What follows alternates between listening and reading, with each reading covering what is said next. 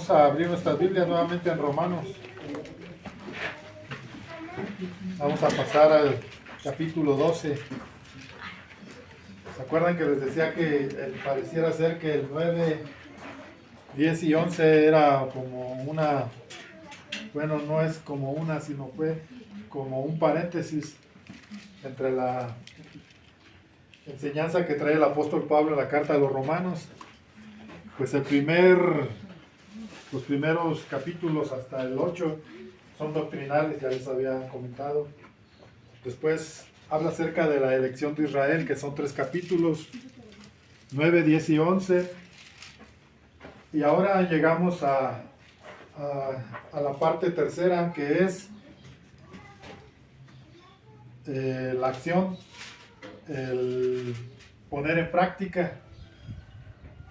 Es necesario tener doctrina, es necesario saber nuestros fundamentos, pero también es necesario ser hacedores de la palabra. No solamente ser oidores. Porque una persona que solamente tiene conocimiento, ¿cómo se le llama? Literal, pero no tiene práctica, de nada le sirve. De nada sirve. Entonces, el apóstol Pablo culmina esta tercera etapa de la carta a los Romanos con una manera de motivarnos a convertirnos en hacedores, en practicantes de la palabra de Dios. Y a mí me gusta mucho porque pareciera ser que ese paréntesis que se hace entre los capítulos 9, 10 y 11, el apóstol Pablo vuelve a retomar el hilo de lo que hablaba el capítulo 8. El capítulo 8 habla de una regeneración, habla de una manera diferente de vida, siendo renovados y siendo regenerados a través de su espíritu, porque ya no estamos en el régimen de la ley o de la letra. Dice, ahora estamos en el régimen nuevo del espíritu. Así que tenemos un aliado siempre con nosotros, siempre y cuando nosotros también seamos condescendientes. Busquemos la paz para con todos y la santidad. Siempre y cuando nosotros estemos en una condición de una búsqueda constante. Decía algo que me llamó la atención, Patito, el miércoles, que tenemos que echarle leña al fuego, como Dios le dijo a los levitas, a los sacerdotes. El altar siempre debe estar encendido. Nunca debe faltar la continua brasa que arda. Entonces, los sacerdotes todos los días por la mañana tenían que llevar pedazos o troncos de leña para que el altar no se apagara. Y así debe de ser nuestra vida. El apóstol Pablo le dice a Timoteo que no se apague el fuego que hay en ti. No permitas que ese fuego se diluya, se acabe, se disminuya. No, avívalo.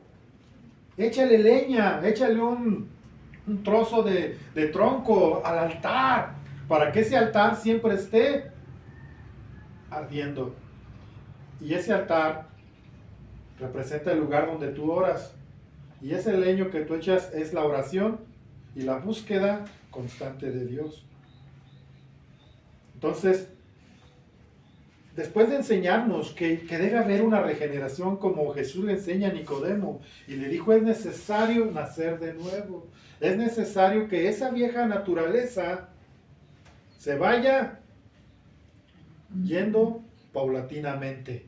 Y lo nuevo, las cosas nuevas, las cosas nuevas en Cristo se vayan haciendo cada día más y más patentes en tu vida, para que haya un cambio verídico y no solamente quede en un conocimiento. Porque hablábamos, ¿se acuerdan de Simón el Mago? Simón el Mago tenía un conocimiento. Cuando yo hablo de Cristo, Simón el Mago también dice que creyó, o sea, se convenció. Pero cuando vio que los discípulos, incluso se bautizó, Felipe lo bautizó, pero se acuerdan que cuando llegaron los otros discípulos, Pedro y los demás apóstoles, imponían las manos sobre la gente y recibían el Espíritu Santo. Dice que fue y les dijo que quería él tener ese don, pero les ofreció dinero. Les dijo, véndanme, yo les pago para que ustedes me den ese don.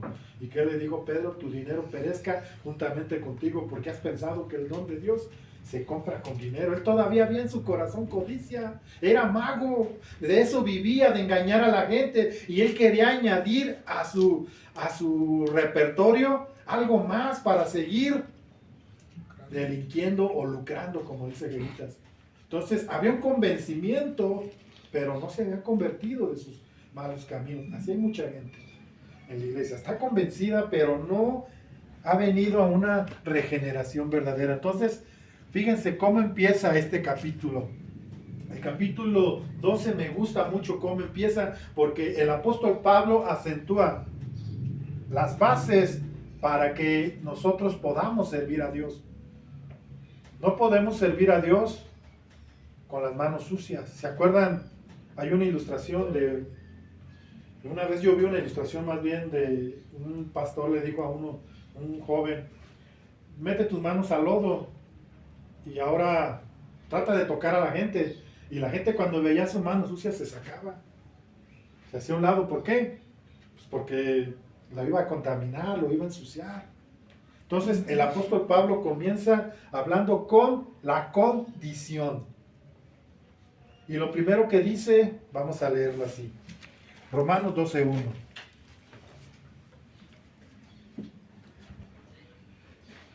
Así que, hermanos, os ruego por la misericordia de Dios que presentéis vuestros cuerpos en sacrificio vivo, santo, agradable a Dios, que es vuestro culto racional. ¿Qué nos dice?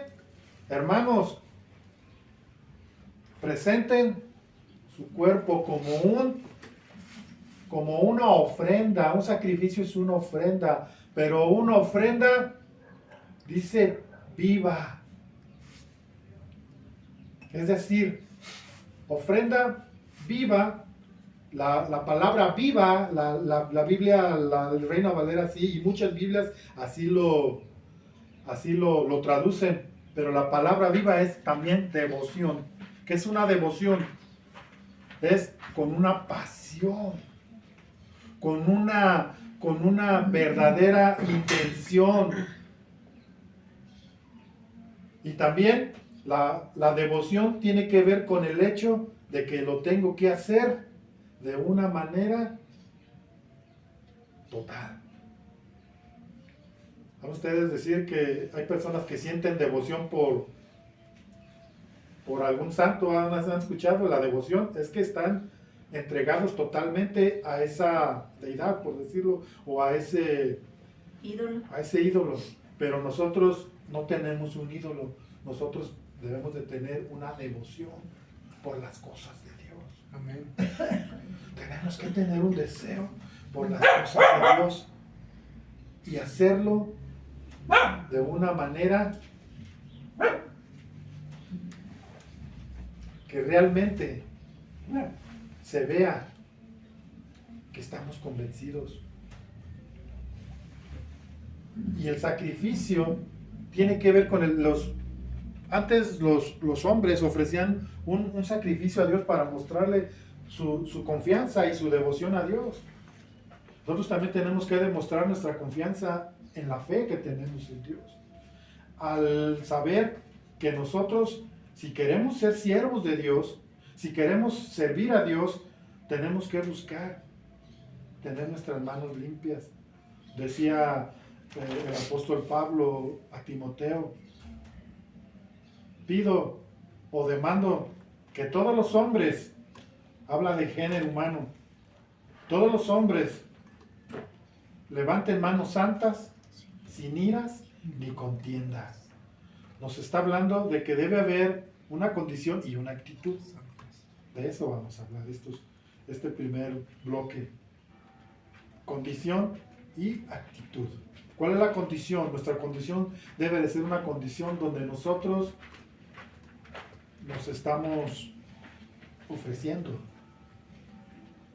a Dios como un sacrificio, como esa ofrenda, como esa víctima que se va a poner en el altar para que haya una continua renovación, una continua llenura del Espíritu de Dios, y de esa manera nosotros podamos servir, porque todo este capítulo habla de los dones del servicio, todo este capítulo habla de esto. Y el apóstol Pablo le da tanta seriedad, esto es devoción también, tener una seriedad, tomar las cosas de Dios en serio, tan en serio, que tenemos que ver que todo lo que es en Dios tiene que dar un fruto. Y el fruto tiene que ser que si nosotros nos estamos metiendo en una continua relación con Dios, cada día vamos a ir obteniendo el carácter moral de Cristo. Y cuando la gente te vea va a decir, yo quiero ser como tú. ¿Le han dicho alguna vez a ustedes, oye, a mí me gustaría ser como tú no te metes en problemas, tú esto, tú otro? ¿No les han dicho? Amén. Muy bien, ¿no? Pero sí nos ven, y ven que somos diferentes, que vamos en un proceso, hermano. Esto es un proceso. No está hablando de un arte de magia, de ya fui a la iglesia, ya cambié, ya soy diferente, ya no soy como era antes. No, es un proceso de una búsqueda. Por eso nos dice que ofrezcamos nuestra vida como sacrificio vivo. O sea, el altar tiene que ser alguien que se está atizando todos los días. Cuando usted ve altar y lo compare con usted, quiere decir que es una constante relación con Dios para ir en un crecimiento constante. A veces nos quedamos un tiempo frenados o ¿cómo se dice? Estancados, porque nos hemos olvidado un poco o mucho del altar. Ya la oración está ahí nada más cuando como, nada más cuando, ay Señor, me duele el estómago, y una oración express. Pero no, la oración debe de ser, ¿te duele el estómago o no? La oración debe de ser, ¿te vaya bien o no? Amén. ¿Estés nervioso o no? Diario debe haber una disciplina de oración. Y eso es lo que nos falla a veces. Pero bueno, luego el versículo 2 es el complemento del 1. Dice, no os conforméis a este siglo, sino transformaos por medio de la renovación, ¿de qué? De nuestro entendimiento. ¿Para qué? Para que compruebes cuál es la buena voluntad de Dios, agradable y perfecta.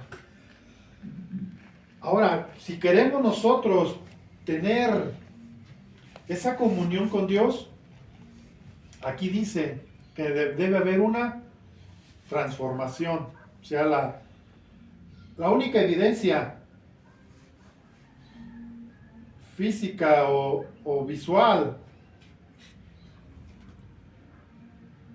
de que has estado con Cristo es tu forma en que vives.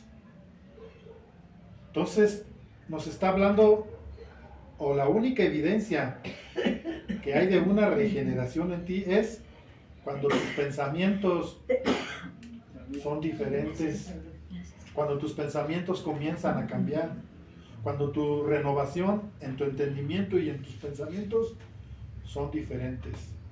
Entonces es la evidencia de que hay una regeneración, porque la palabra transformar, ya lo habíamos visto antes, viene del griego metamorfosis, y la palabra metamorfosis es un cambio total de naturaleza. Venimos de una naturaleza caída por Adán, una naturaleza pecaminosa, ¿cómo se gritas? Por causa del pecado de Adán y Eva, pero a causa del Adán celestial, del Adán que viene del cielo, ahora hemos tenido un cambio a su imagen. Entonces hay una metamorfosis, hay un cambio total. Y comenzamos a tener la mente de ¿quién? La mente de Cristo. Así dice en Primera de Corintios, en el capítulo 3, del versículo 19 en adelante, cuando habla acerca de que las cosas espirituales se han de discernir espiritualmente. Y culmina ese capítulo diciendo, mas vosotros tenéis la mente de Cristo. Da por acentuado el apóstol Pablo que una persona que ha sido renovada, que ha sido regenerada, cada día va adquiriendo una madurez espiritual que nos lleva a tener una mente renovada y pensar como pensaba Cristo. Hay un pasaje que me gusta aquí, en 2 de Corintios 10,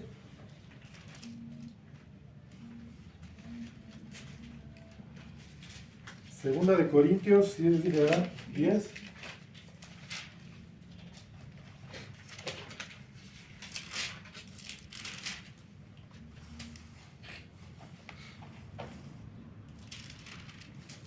En el 10:5 dice, derribando todo argumento y toda altivez que se levanta contra el conocimiento de Dios, y llevando cautivos todos los pensamientos a la obediencia en Cristo Jesús, estando prontos para castigar toda la desobediencia cuando nuestra obediencia sea perfecta.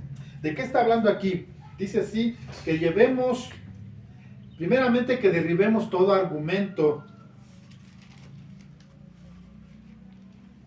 y toda altivez que se levanta contra el conocimiento de Dios.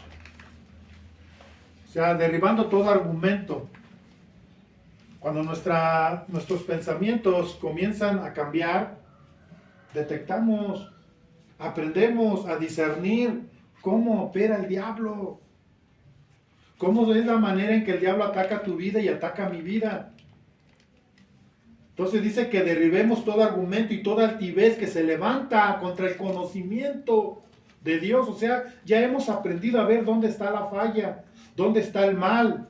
Ya no somos ignorantes, ya no nos podemos justificar, porque Dios, al ir nosotros teniendo la mente de Cristo, obvio, comenzamos a entender las estrategias de guerra del enemigo. ¿Y qué nos dice? La única manera de poder llegar a una victoria completa es llevando cautivos, ¿qué? Todos mis pensamientos a la obediencia en Cristo Jesús. Mis pensamientos cautivos, quiere decir que mis pensamientos ya son totalmente de Dios, o deben de ser totalmente de Dios. Deben de ser cautivos a la obediencia en Cristo Jesús. Fíjense cómo nos prepara para poder servir. Los levitas eran un pueblo apartado para Dios totalmente. Era un pueblo que Dios les enseñó totalmente a depender de Él. Era un pueblo que era una tribu que no tenía una tierra, no tenían tierras, no tenían negocios, no tenían la manera de ellos tener una fuente de autoemplearse. Ellos servían solamente al tabernáculo de Dios o al templo de Dios, desde barrer hasta carpinterear o ser albañiles, todo eso, todo lo que era mantenimiento. Nadie metía mano allí, porque había sido un pueblo apartado. Y la iglesia es una iglesia apartada para el servicio de Dios. Ahora todos somos un cuerpo. Todos servimos a Dios. La iglesia es un organismo vivo, donde no todos son manos, no todos son pie, no todos son dedos, pero todos cumplimos una función por pertenecer a este cuerpo. O sea, si pertenecemos a este cuerpo cuya cabeza es Cristo, cuya autoridad es Cristo, y si la cabeza es santa, también todo el cuerpo debe de ser santo. No recuerdo el salmo, pero el salmo dice, mirad cuán bueno y cuán delicioso es habitar los hermanos juntos. Creo que es el salmo 123, creo, no estoy muy seguro. Pero dice, habitar los hermanos juntos en armonía, porque ahí es donde Dios envía bendición y vida eterna. Pero cuando habla acerca del ungir, dice que es sobre la cabeza y corre sobre sus barbas y sobre el manto de Aarón. Está tipificando que si verdaderamente Jesús es nuestra cabeza, si estamos unidos a Cristo, si somos de Cristo, entonces por consecuencia yo también soy santo. No debemos de olvidar esto. Hoy tenemos un concepto muy vago de lo que es iglesia. Hoy la iglesia, también Patito comentaba esto, que nosotros ya no impactamos la iglesia al mundo. El mundo impacta a la iglesia. En lugar de que el mundo influya, en lugar de que la iglesia influya al mundo, el mundo está influyendo a la iglesia.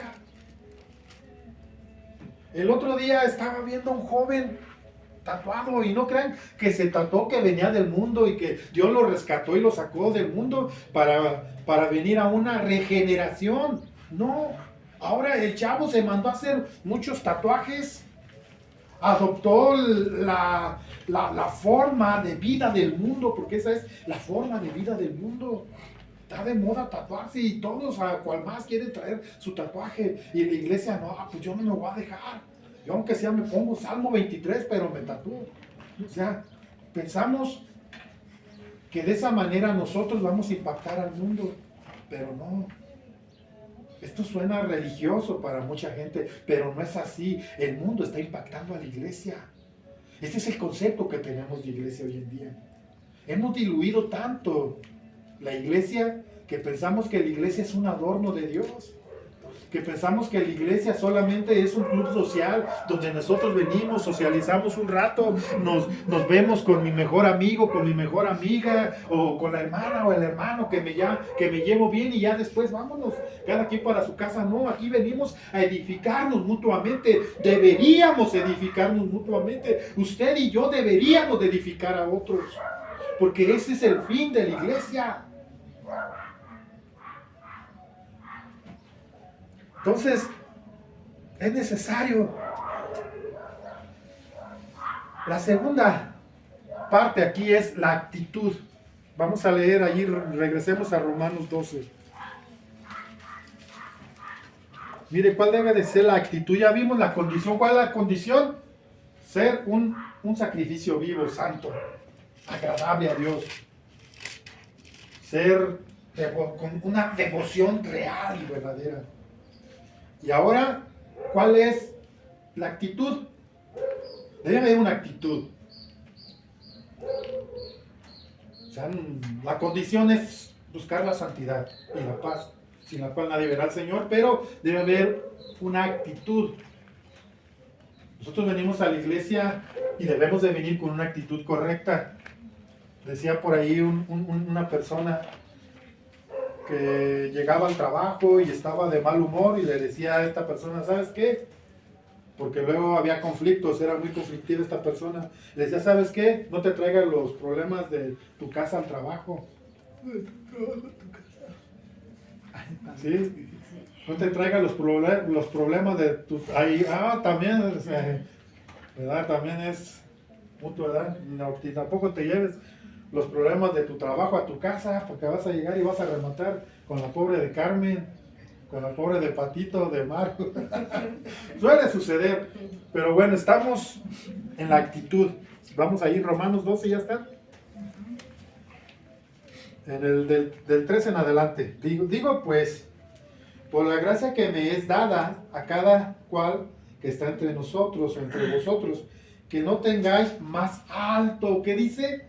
Que no tengas más alto concepto de sí que el que debes tener, sino que piense de sí mismo con cordura. ¿Qué es cordura? Con razonamiento. Con razonamiento, con los pies en la tierra, aterrizados, conforme a la medida de fe que Dios repartió a cada uno. Porque de la manera que en el cuerpo tenemos muchos miembros, pero no todos los miembros tienen la misma función, así nosotros, siendo muchos, somos un cuerpo en Cristo, y todos miembros los unos de los otros. Y todos miembros los unos de los otros. Todos dependemos de otros espiritualmente, o así debería de ser. Entonces, ¿cuál es la actitud correcta? ninguno tenga mayor concepto de sí mismo que el que debe tener. No es porque yo soy el más importante o me creo el más importante, no es porque yo dirijo la alabanza, no es porque yo predico, no es porque yo hago esto o lo otro, no, todos somos servidores y no debe haber entre nosotros, no debe haber entre nosotros ese sentir de yo soy superior a otro. No debe haber, esa es la actitud y la actitud debe de ser de humildad. Esa es la actitud correcta y el apóstol Pablo aquí lo describe en el Romanos 12:16. Mire lo que dice. Dice, unánimes entre vosotros, no altivos, sino asociados, ¿con qué? Con los humildes, no seáis sabios en vuestra propia opinión. El apóstol Pablo termina este capítulo, bueno, casi lo termina con esta aseveración. No haya un concepto, los discípulos tenían ese problema, en todos lugares hay ese problema. Por eso la palabra de Dios tiene que ser expuesta tal cual. No darle rodeos, no hablar superación personal, porque la superación personal a esto nos lleva a sentir que somos los chiquiados de Dios. Oh, yo me siento el hijo del rey, más importante de los hijos de Dios. Cuidado, cuidado. Esto debe haber en la iglesia este tipo de enseñanzas de ubicarnos en dónde estamos parados, porque esto produce muchas veces egocentrismo. Acuérdese que la caída del diablo fue por querer ser igual a Dios. O sea, se ensoberbeció, la soberbia, y estas cosas son un cáncer en la iglesia. La arrogancia, el egocentrismo. El egocentrismo es que yo pienso que todo radica en mí, que si no lo hago yo, si lo hace alguien más, no lo va a hacer bien. ¿Han visto esto? Esto suele suceder. Y el apóstol Pablo quiere establecer la actitud correcta que debe haber. Y la actitud correcta es ser humildes. Porque estos dones, aunque no son los 12 dones del Espíritu que están en 1 de Corintios capítulo 12-13, está hablando de dones de servicio. Fíjense, a veces yo por eso les hablaba de los levitas fueron escogidos. No todos eran sumos sacerdotes, no todos eran sacerdotes, no todos servían dentro del lugar santo, ni del atrio, ni del lugar santísimo, sino que unos se dedicaban a levantar las estacas, a enrollar las telas y las pieles y cargar y llevárselos a donde la nube bajaba, o a donde la nube paraba, o a donde la columna de fuego les indicaba. Pero todos ellos eran hombres que, aunque no importaba lo que ellos hicieran, Dios al sacerdote le demandaba lo mismo que al barrendero. Así debe de ser en la iglesia. Lo que a mí me demanda el Señor, también se lo demanda a que tenga un cargo más simple. Porque a Dios le agrada la promoción.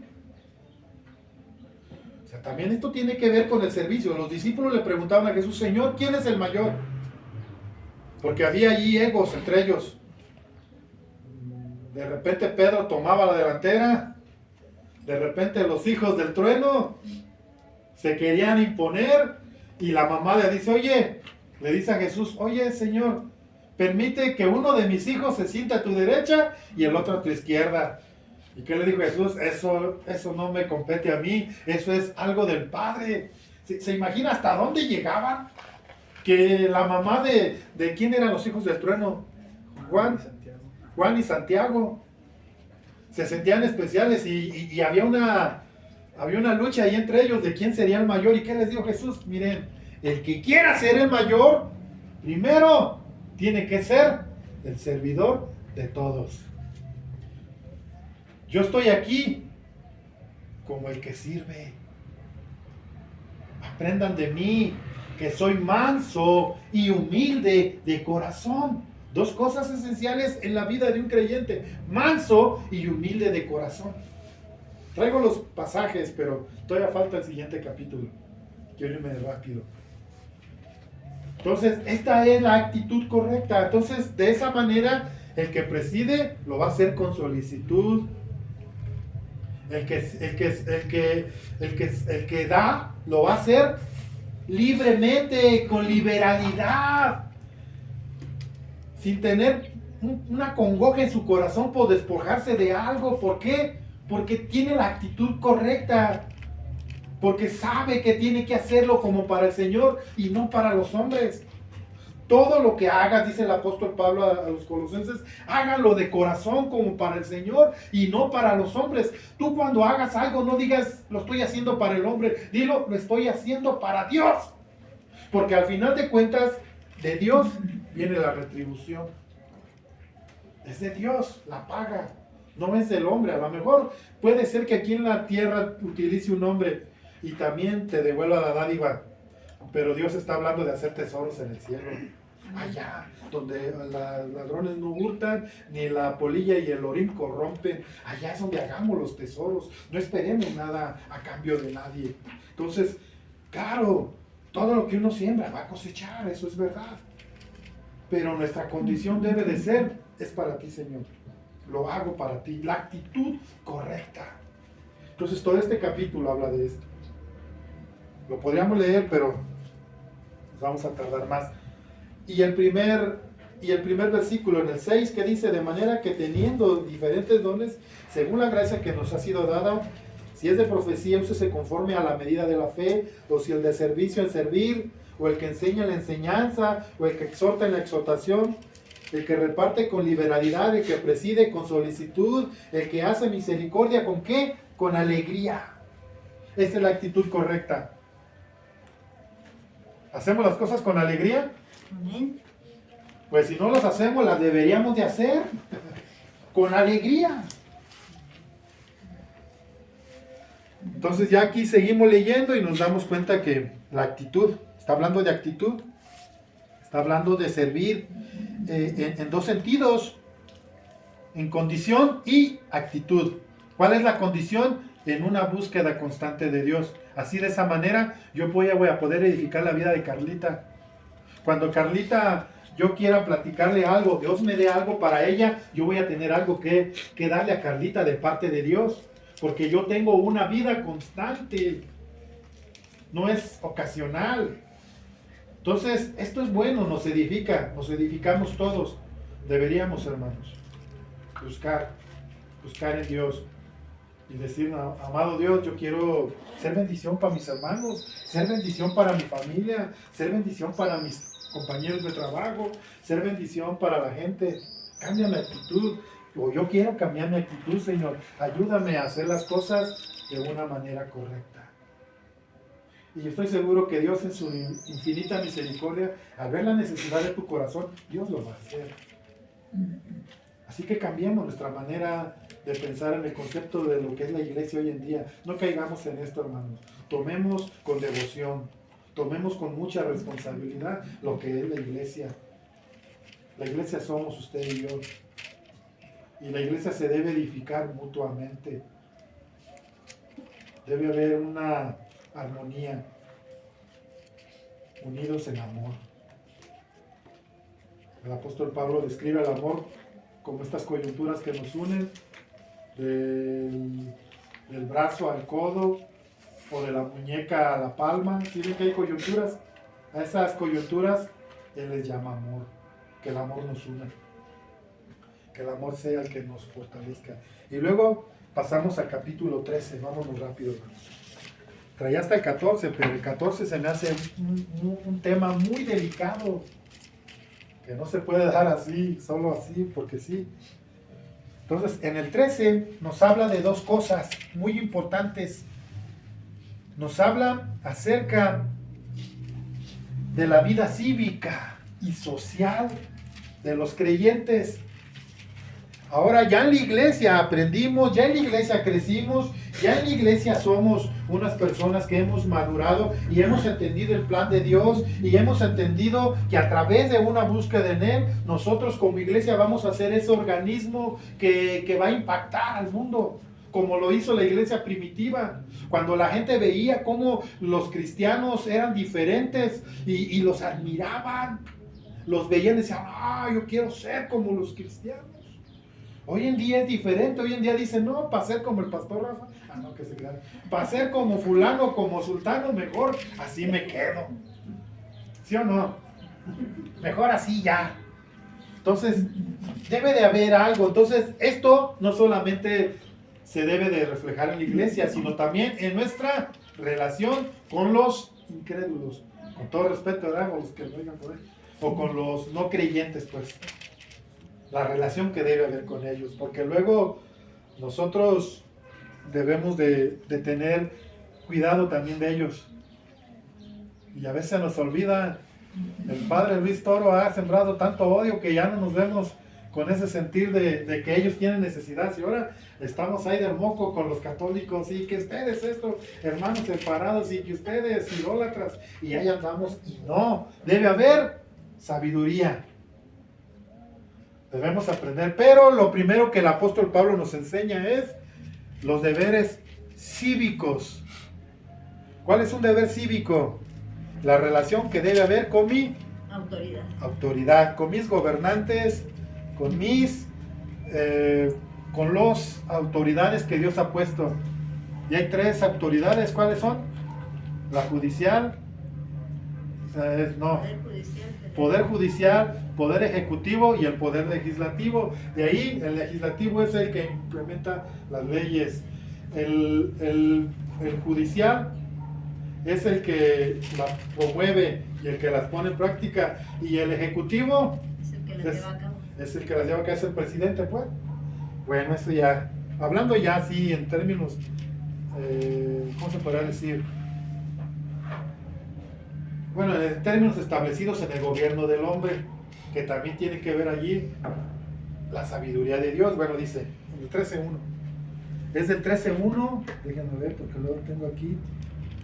Del 13 del 1 al 6 dice, sométanse toda persona a las autoridades superiores, porque no hay autoridad sino de parte de Dios, y las que hay por Dios han sido establecidas, de modo que quien se opone a la autoridad, a lo establecido de Dios resiste, y los que resisten acarrean condenación para sí mismos, porque los magistrados no están para infundir temor al que hace el bien, sino al que hace lo malo. ¿Quieres pues no temer a la autoridad? Haz lo bueno y tendrás alabanza de ella, porque es servidor de Dios para tu bien, pero si haces lo malo, teme, porque no en vano lleva la espada. Pues es servidor de Dios y vengador para castigar al que hace todo lo malo, por lo cual es necesario estarles sujetos, no solamente por razón de castigo, sino también por causa de la conciencia, pues por esto pagáis también los tributos. Bueno, hasta ahí vamos a dejar. Entonces, ¿a qué nos invita el apóstol Pablo? ¿A ser qué? Responsables. ¿De qué? De nuestro civismo. Debe haber civismo. La iglesia debe de dar un ejemplo de civismo. Someternos a las autoridades. Porque las autoridades, desafortunadamente o afortunadamente, a veces también son un juicio de Dios. Tienen que ver con lo que es o lo que somos como nación. Hay muchos lugares donde hay dictadores, hay muchos lugares donde hay gobiernos malos, pero hay también lugares donde hay gobiernos buenos. Y todo esto tiene que ver con la condición de las personas. Pero aquí nos está hablando, no nos está poniendo en tela de juicio si es bueno o es malo el gobierno. Nos está diciendo que ¿qué? Que nos sometamos a las leyes. Claro, hay leyes, pues están implementando leyes nuevas como la ideología de género, y nuevas leyes como el que se establece que un hombre puede casarse con otro hombre. Todas estas, obvio, atentan contra lo que es establecido por Dios. Pero aún así son juicio de Dios. Entonces aquí nosotros sí debemos de poner una barrera. Pero hay cosas en las cuales sí nos debemos de someter a nuestras autoridades. Y ahorita hay un dilema muy fuerte. Porque sí, hay países donde se implementaron este tipo de leyes que atentan contra la fe de Cristo o contra la fe cristiana. Entonces lo que nosotros tenemos que hacer es, como decía el apóstol Pablo, analizarlo todo, retener ¿qué? Lo bueno y desechar lo malo. Entonces, es necesario, Tejerita ya se fue a solear. Es necesario tener esta calidad de vida, porque no podemos sobornar nosotros a los policías. No debemos. O no debemos, pues. Sí podemos, pero no debemos. Y luego, hermano, caemos mucho en eso, o cae mucho cristiano en eso. Decía un predicador, entre más semáforos haya, más cosas o más leyes por algo te vas a pasar, y eso es verdad. Y ponemos algo sencillo, nos pasamos un semáforo. ¿Por qué? Porque se nos hace fácil. Y en esto tan sencillo nos damos cuenta de cuál es la condición que hay en nosotros en una manera de respetar una ley. O vemos un policía y ya sabemos que hay policías corruptos. Yo he escuchado a mucha gente que les grita puerco a un policía. Y esto aplica para la gente que no conoce a Cristo. Pero nosotros, ¿qué debemos de hacer? Respetar su uniforme. Que ellos sean corruptos o que ellos no se hagan respetar, ellos lo tendrán que pagar con Dios. Pero usted y yo tenemos que respetar su envergadura. Entonces, con estas cosas tan sencillas, el apóstol Pablo nos enseña que como iglesia debemos de ir un paso adelante. Debemos de ir un paso atrás. Luego a veces yo escucho hermanos que me dicen, no, me paró el tránsito, ya, hombre, le di uno de a 20, uno de a 200, ya se fue bien contento. Yo digo, bueno, a todos nos ha pasado. Bueno, a mí hasta el momento no, pero espero que no. Pero porque eso no luego ayuda para enmendar. ¿Mande? Eso no ayuda para enmendar. Ah, obvio que no, Maru. Porque si recibimos la corrección correcta, vamos a educarnos. Sí.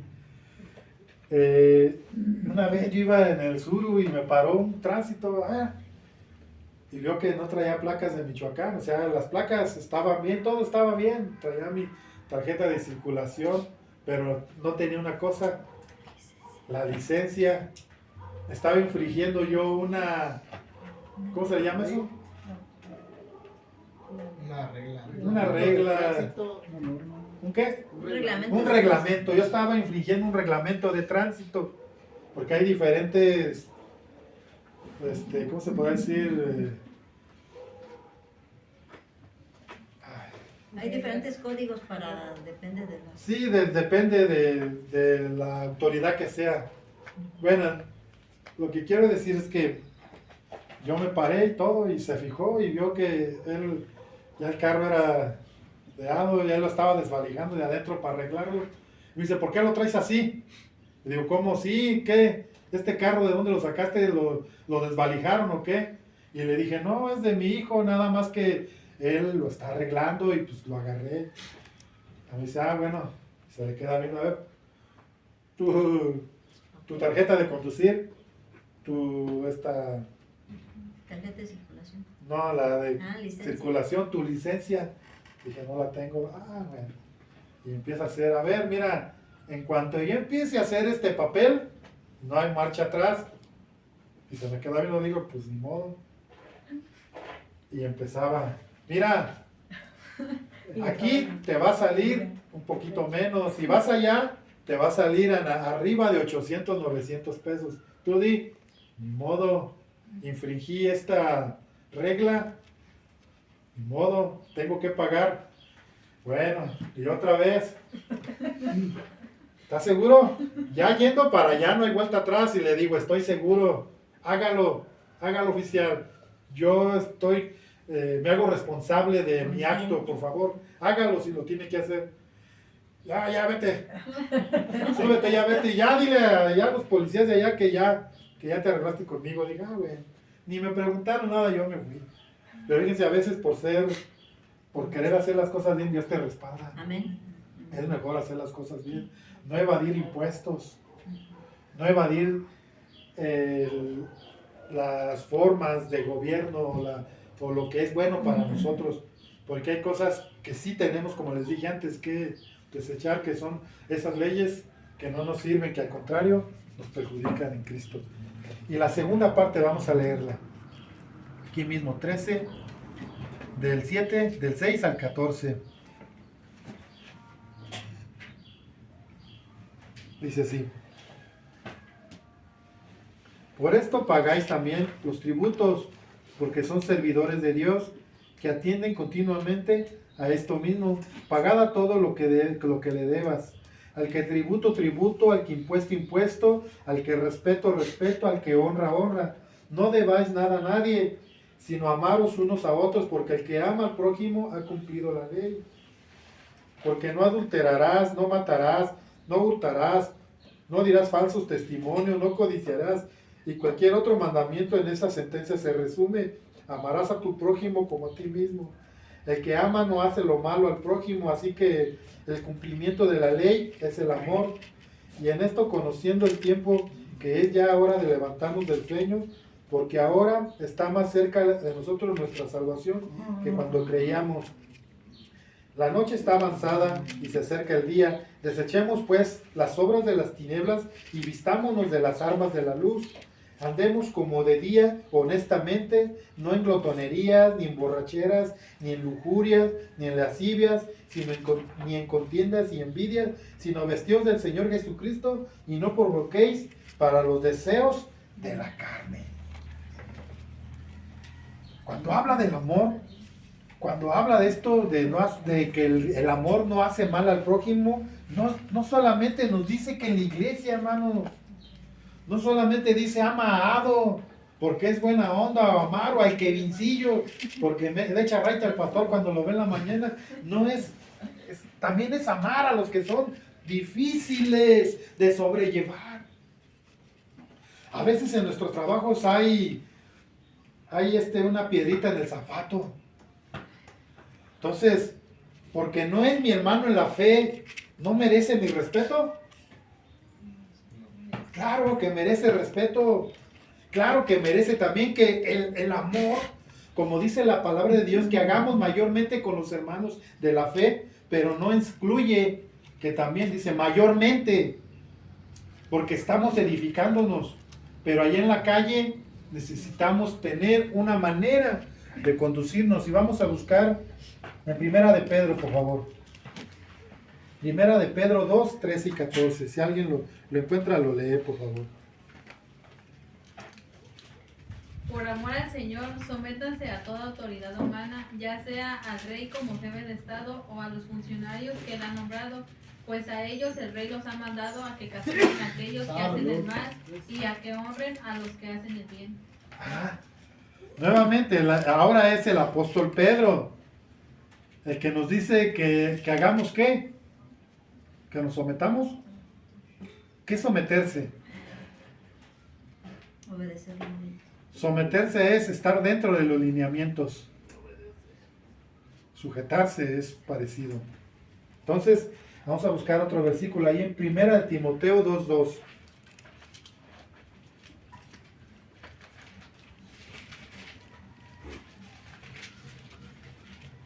Amén. ¿Qué dice, hermano? Por los reyes y por todos los que están en eminencia, para que vivamos quieta y reposadamente en toda piedad y honestidad.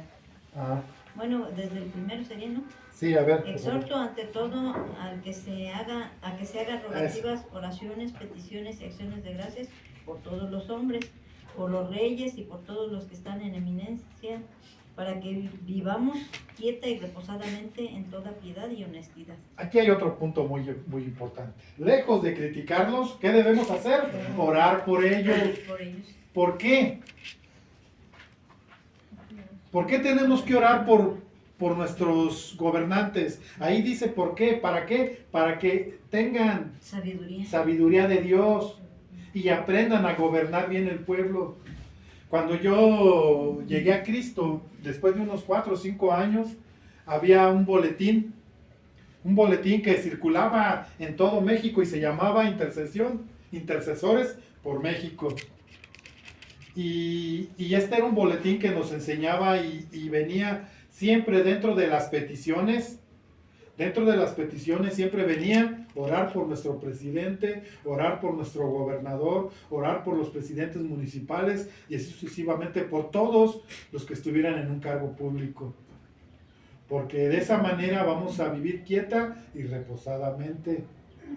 O sea, Dios les va a dar por causa de la iglesia, por causa de usted, porque usted ora por ellos, Dios les puede dar sabiduría. Claro, vivimos en un país de corrupción. Pero aún dentro de esto tenemos que orar. Esas personas son corruptas desde su interior, pero aún así, por la misericordia de Dios, por aquella iglesia que intercede para el bien de la iglesia, fíjense, en ese tiempo se empezó a hacer intercesión para que la iglesia pudiese tener los mismos derechos que tenía una iglesia católica. La iglesia cristiana no estaba ¿cómo se podría decir? Afiliada a gobernación. O reconocida más bien a gobernación. Pero a causa de estar orando y orando y orando, hubo una iniciativa donde la iglesia cristiana podía tener culto libremente. Así que a causa de eso, nosotros como iglesia yo tengo un papel que acredita que y que tenemos la libertad y estamos bien establecidos con el gobierno. El gobierno nos ampara de poder tener aquí la iglesia. Si alguien viene y se opone y quiere corrernos de aquí, no puede, porque nosotros estamos reconocidos por el gobierno. Hay una asociación religiosa y estamos nosotros metidos en esto. Esto fue uno de los frutos que trajo esa intercesión por México. Luego no solamente se hizo en México, ya en la ciudad, ese boletín venía de Ciudad Juárez, de la iglesia Vino Nuevo. Entonces eso se hizo nacional. Ya después hacían giras y iban a diferentes ciudades y oraban y pasaban muchas cosas, oraban porque hubiese libertad, que la iglesia pudiese entrar a todo lugar, y todo ese tiempo hubo una libertad, pero todo eso se han venido cerrando ya puertas. ¿Por qué? Porque la iglesia dejó de orar por sus gobernantes. Y hay otra cuestión que tenemos que ver. Vamos a buscar ahí en Colosenses 4, del 5 al 6. Este versículo también me gusta mucho. Colosenses 4, 5 y 6, si alguien lo encuentra, por favor de lectura. Vivan sabiamente entre los que no creen en Cristo y aprovechen al máximo cada oportunidad. Que sus conversaciones sean cordiales y agradables a fin de que ustedes tengan la respuesta adecuada para cada persona. Fíjense. Aquí el apóstol Pablo dice: al que respeto, a quien honra, no le debas nada a nadie. Hay personas, por ejemplo, hace unos días yo tuve que ir a hablar con un maestro que se estaba pasando un poquito pues no sé, estaba excediendo su autoridad como maestro y traía un poquito de cosas ahí con Tirce y otros chamacos, y pues fuimos los papás y fui yo.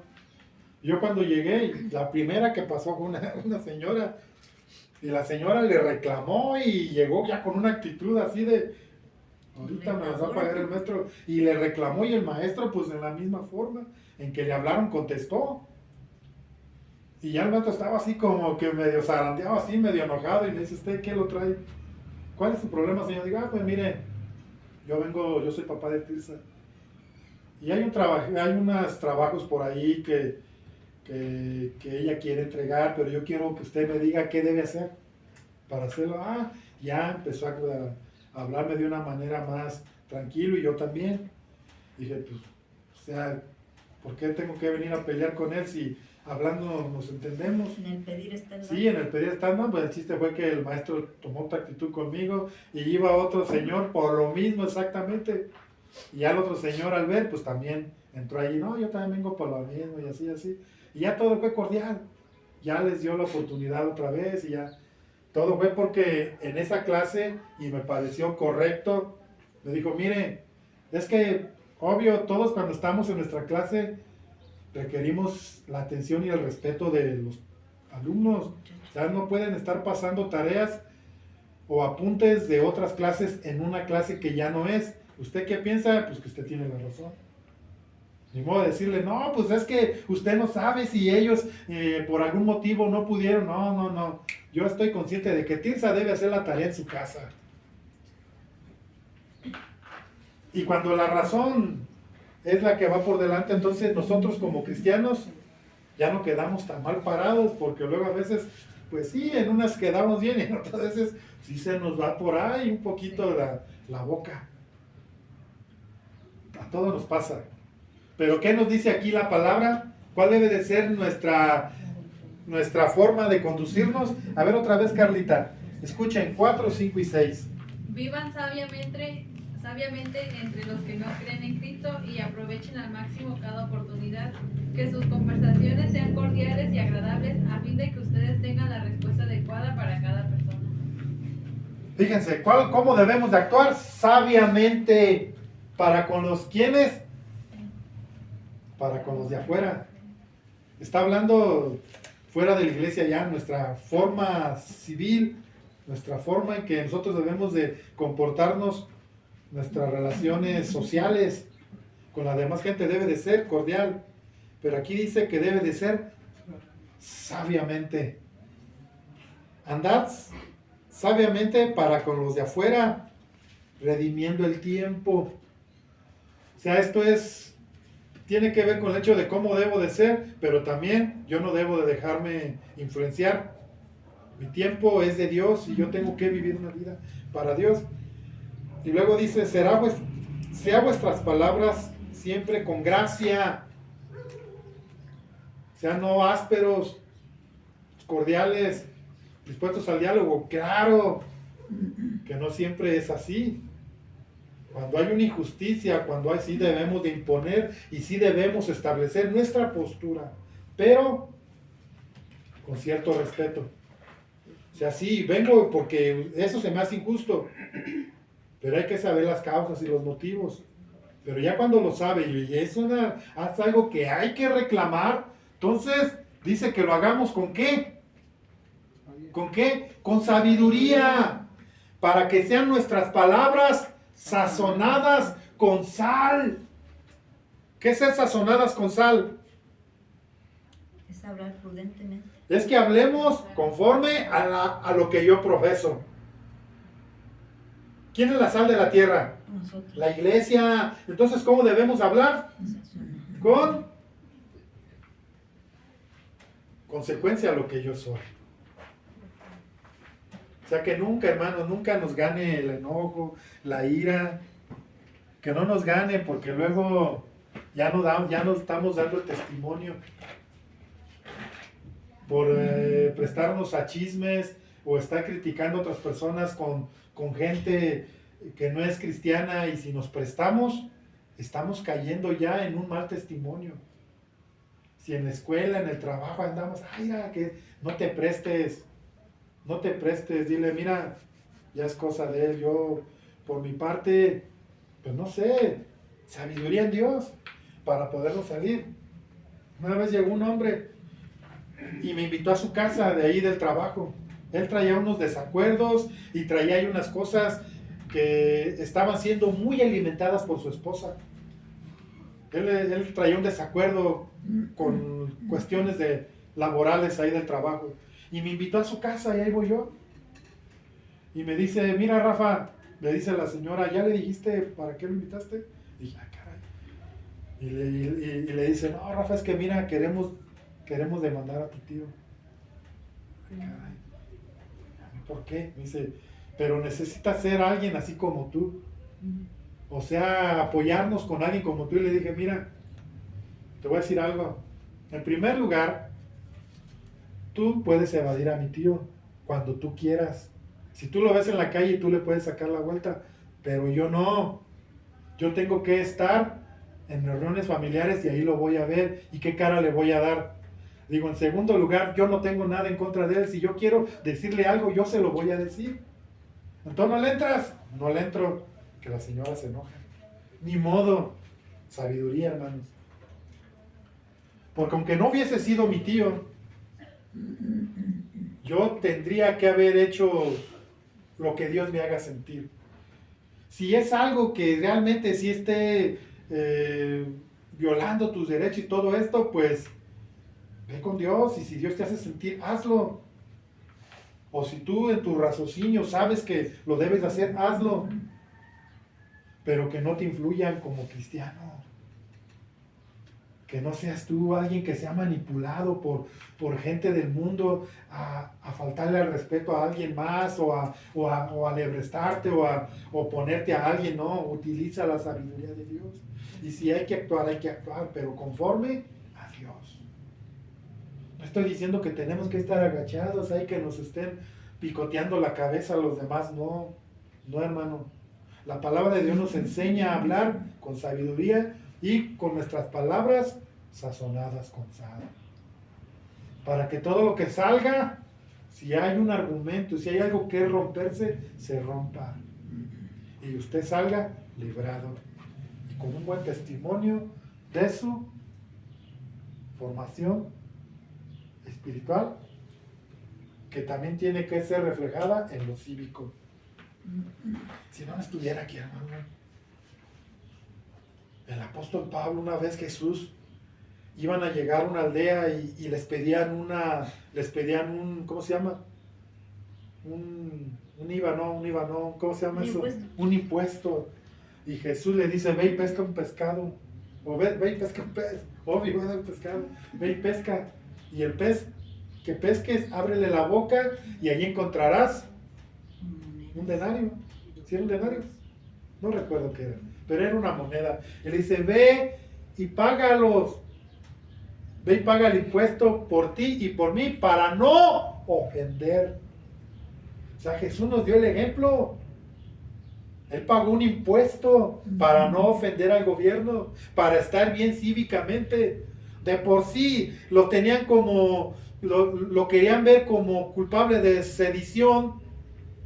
Lo querían ver como una persona, o lo veían como alguien que tenía un potencial para poder jalar pueblo y pelear contra Roma, de por sí. Y él en estos pequeños detalles nos enseñó y les enseñó a ellos que él también estaba dispuesto a pagar un impuesto a Roma. Cuando llegaron los fariseos para tentarlo, a ver qué hace, a ver si lo agarramos en contra de Roma, para acusarlo que está en contra de Roma. Dice, ¿es bueno dar tributo al César, sí o no? Él sabía que es un tributo, ¿verdad? Monetario, porque era eso lo que le decía. A ver, muéstrenme una moneda. Y le muestran la moneda y tenían la inscripción del César. Dijo, ¿de quién es esta inscripción? ¿O de quién es esta cara? Le dijeron, pues del César. Y les contestó de una manera, sazonado con sal. Dale a César lo que es de César y a Dios lo que es de Dios. Y con esto, los fulminó. Así. Sabiduría. Dios, dame sabiduría para contestar. ¿Están de acuerdo? Amén. Cierren sus ojos, vamos a orar. Padre, en el nombre